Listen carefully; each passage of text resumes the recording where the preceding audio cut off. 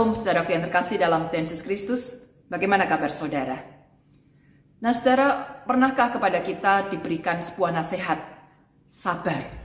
Sabar ya dalam menantikan pertolongan Tuhan. Tuhan pasti menolong kamu. Tapi sabar, tunggu dulu waktunya.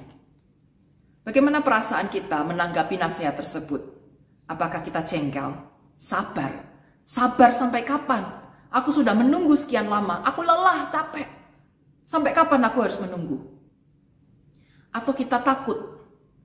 Sabar. Lantas, apakah berarti Tuhan belum mau menolongku? Kalaupun saya sabar, apakah nanti Tuhan tetap mau menolongku? Jangan-jangan ini hanya sebuah buayan supaya saya tetap bersabar, saya tetap menanti, tapi tidak akan ada hasilnya. Menakutkan. Jadi saudara, ternyata menunggu bukanlah hal yang mudah. Tetapi justru seringkali menjadi sesuatu yang mencekam, yang menakutkan. Dan kita menjadi tidak suka untuk menunggu. Kita selalu ingin cepat. Sayangnya, dalam mengikut Yesus, ada satu sesi pelajaran yang tidak bisa kita lewatkan, yaitu materi tentang menunggu. Tuhan ingin kita belajar untuk menunggu. Dan Tuhan ingin ketika di dalam masa menunggu ini, dalam masa penantian ini, kita bisa belajar juga banyak hal. Nah saudara, kalau kita melihat dalam cerita-cerita di Injil, seringkali Tuhan pun meminta untuk menunggu kepada orang-orang yang datang kepadanya.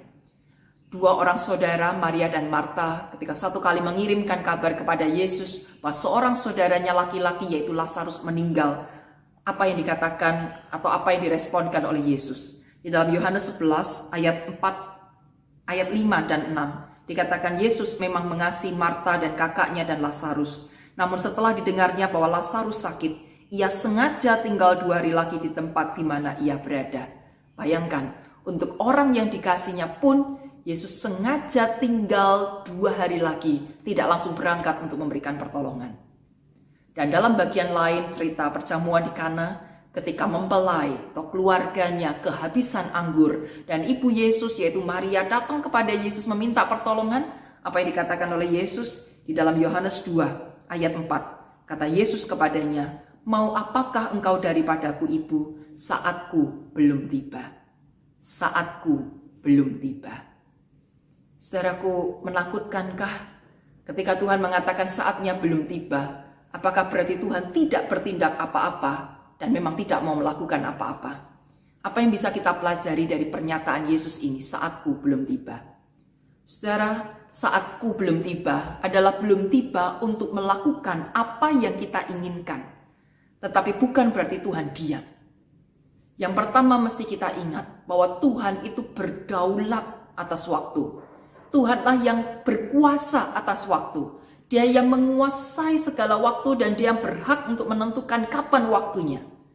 Jadi saudara, ketika kita datang meminta kepada Tuhan, boleh memintakan apa saja. Tetapi kapan melaksanakan apa yang kita minta itu tergantung pada kehendak dan rancangan Tuhan.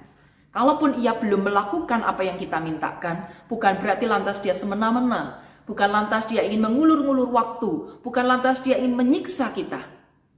Tetapi di dalam kedaulatan Allah atas waktu itu, Tuhan pun tetap berkarya. Maka hal yang kedua yang mesti kita ingat dan kita pahami, sekalipun saatnya Tuhan belum tiba untuk melakukan apa yang kita inginkan, Tuhan tetap berkarya. Tuhan tetap bekerja di dalam kehidupan kita. Apa yang dia lakukan? Dia bisa saja sedang melatih otot-otot iman kita. Kalau selama ini kita berdoa, kita percaya kepadanya dan semuanya tersaji dengan begitu mudahnya, kita tidak sungguh-sungguh percaya. Barangkali kita berpikir, ya karena saya baik, maka saya pantas mendapatkan semuanya ini. Karena saya ulet, maka saya bisa berhasil kapanpun saya mau. Namun pada saat kita mengalami kegagalan, ketika kita mengalami problema dan pertolongan tidak kunjung datang, di situ kita disadarkan, saya ini lemah dan selama ini saya bisa karena ada tangan Tuhan yang menopang.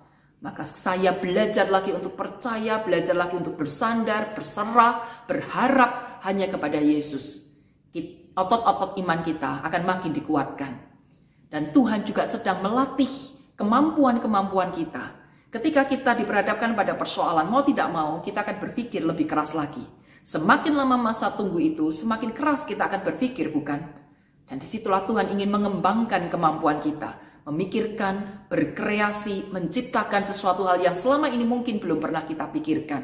Dan bukankah itu baik untuk makin mendewasakan dan makin memperlengkapi kita. Dan dalam masa tunggu itu Tuhan berkarya untuk menghadirkan sahabat-sahabat terbaik bagi kita. Seperti Ayub.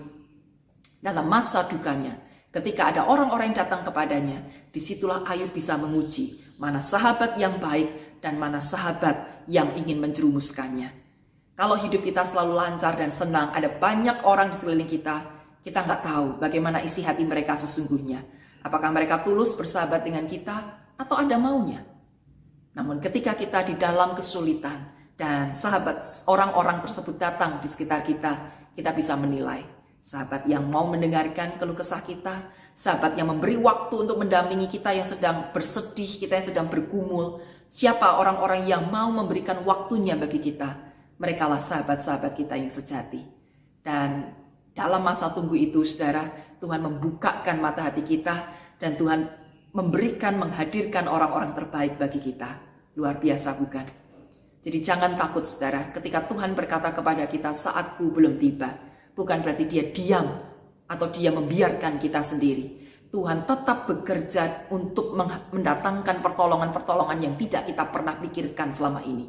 Bagian kita adalah menemukan apa bentuk pertolongan, apa bentuk kasih Tuhan itu bagi kita. Oleh karena itu tetaplah percaya bahwa meskipun kita diminta untuk menunggu ini pun baik. Ini bukan saat yang mencekam, bukan saat yang buruk. Inilah saat terbaik Tuhan melayani kita dan Tuhan membentuk kita dengan luar biasa. Tetaplah percaya kepadanya, tetaplah bersandar kepadanya. Kiranya Tuhan menolong kita semua melalui setiap masa tunggu ini. Tuhan memberkati.